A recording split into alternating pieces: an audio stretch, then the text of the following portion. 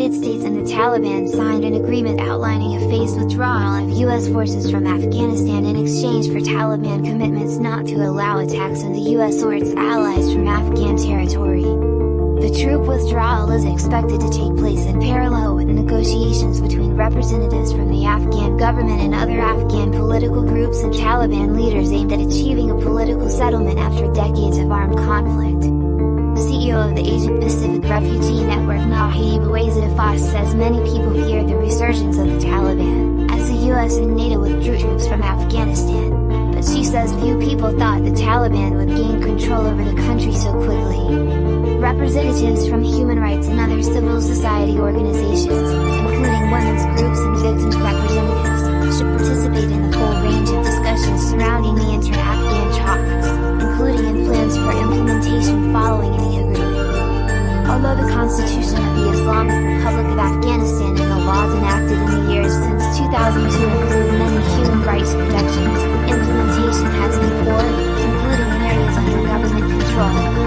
Taliban officials claim that the differences in access to education between districts and provinces are due to security issues and varying levels of acceptance of girls' education within the communities themselves. There is resistance to girls' education in many rural communities in Afghanistan. However, Taliban district and provincial officials also determine the implementation of policies in the areas they control. In government-controlled areas, Afghan media play an active role in public life and participate in public issues. Yet journalists, critical authorities risk threats and violence from officials, security forces, and government-backed militias. They face government restrictions on access to information, strict social norms regarding drugs, especially for women, and women's movements are common in communities in parts of rural Afghanistan, including in conservative government-free areas. However, in both government-held and Taliban-held areas where such restrictions exist, some residents, particularly younger Afghans, have resisted these constraints and seeking more freedom. Moreover, in more diverse or urbanized areas, Taliban officials have sanctioned and reinforced rigid social controls in communities that had previously not observed such practices. Criticizing Taliban military activities is strictly forbidden. Fear of retaliation keeps residents from advocating for their protection.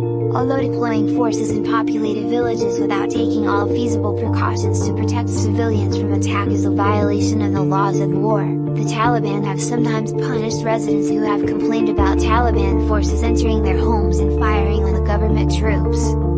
Taliban courts have imposed brutal punishments such as lashing on men and women for so-called moral crimes.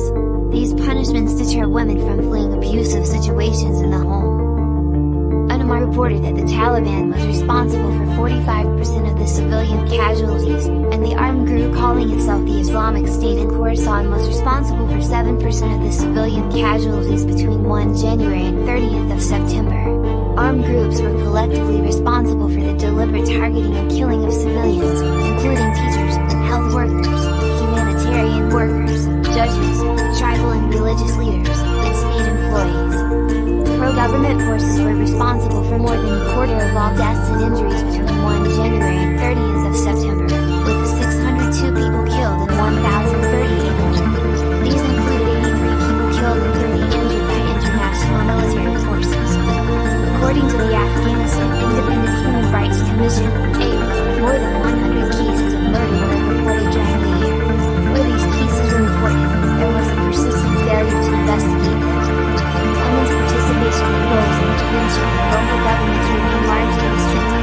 The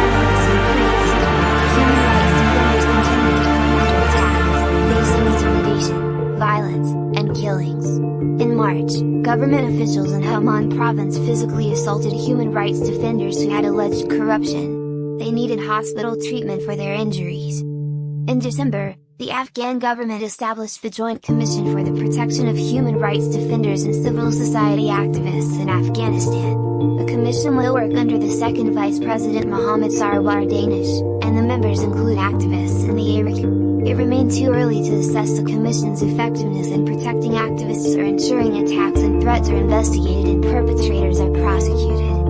Raise awareness regarding the Afghanis suffering under Taliban's rule.